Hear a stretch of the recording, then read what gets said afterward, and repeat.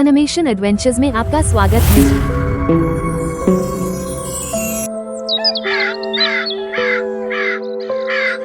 बहुत समय पहले एक गांव में रामू नाम का एक गरीब किसान रहता था। उसके पास थोड़ी सी जमीन थी, लेकिन वह हमेशा शिकायत करता रहता था कि उसकी किस्मत खराब है। वह सोचता था कि मेहनत करने से कुछ नहीं होता और भगवान ने उसे गरीब ही बनाया है। रामू का एक दोस्त श्यामू उसी गांव में रहता था। श्यामू एक मेहनती किसान था। उसकी फसल हर साल अच्छी होती थी और वह अपनी मेहनत के कारण खुशहाल जीवन जीता था। रामू अक्सर श्यामू से कहता, तुम इतना मेहनत क्यों करते हो? भगवान जो देंगे वही मिलेगा। श्यामू मुस्कुराता और कहता, रामू, मेहनत का फल मीठा होता है। अगर हम खुद कोशिश नहीं करेंगे तो भगवान भी हमारी मदद नहीं करेंगे। एक दिन रामू के खेत की मिट्टी बहुत खराब हो गई। उसकी फसल सूखने लगी। उसने सोचा कि अब भगवान ही कुछ करेंगे। उसने खेत में कोई काम नहीं किया और दिन रात सोचता रहा कि उसकी किस्मत कब बदलेगी। तुम्हें अपने खेत को साफ करना चाहिए, समय पर बीज बोना चाहिए और रोज पानी देना चाहिए। अगर तुम मेहनत करोगे तो तुम्हारी फसल भी अच्छी होगी। रामू ने जवाब दिया, यह सब करने से कुछ नहीं होगा, मेरी किस्मत खराब है। रामू एक साधारण किसान था, लेकिन उसकी आदतें उसे दूसरों से अलग बनाती थीं। जहां गांव के बाकी किसान सुबह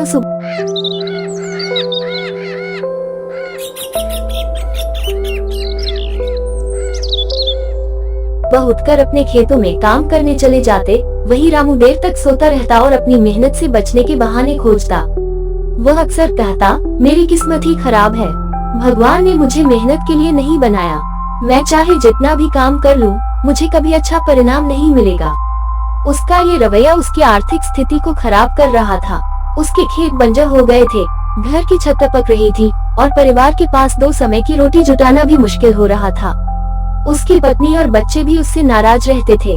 रामू का एक दोस्त श्यामू था। श्यामू का घर साफ सुथरा और सुंदर था। उसकी फसलें हमेशा लहराती थीं और गांव के लोग उसकी प्रशंसा करते थे। श्यामू अक्सर रामू को समझाने की कोशिश करता, भगवान भी उन्हीं की मदद करता है जो अपनी मदद खुद करते हैं। अगर तुम अपने खेत पर मेहनत करोगे तो तुम्हारी भी स्थिति सुधर सकती है। किस्मत मेहनत से बनती है, आलस से नहीं। लेकिन रामू हर बार उसकी बात को हंसी में उड़ा देता और कहता, तुम मेहनत करते रहो, मैं अपनी किस्मत के भरोसे हूँ। एक बार गांव में भयंकर सूखा पड़ा। जिन किसानों ने अपने खेतों की देखभाल की थी, वे इस संकट से बचने में सफल रहे। श्यामू ने अपनी मेहनत और दूरदर्शिता के कारण पानी का भंडारण किया था और सूखे से निपटने के लिए तैयार था।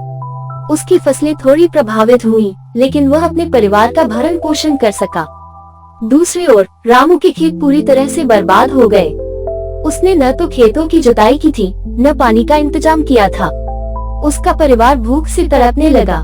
गांव वालों ने भी उसकी मदद से इनकार कर दिया, क्योंकि वे जानते थे कि रामू को समझाने का कोई फायदा नहीं था। इस संकट के दौरान रामू को अपनी गलतियों का एहसास हुआ। उसने देखा कि जो लोग मेहनत करते हैं, वे किसी भी समस्या से लड़ने के लिए तैयार रहते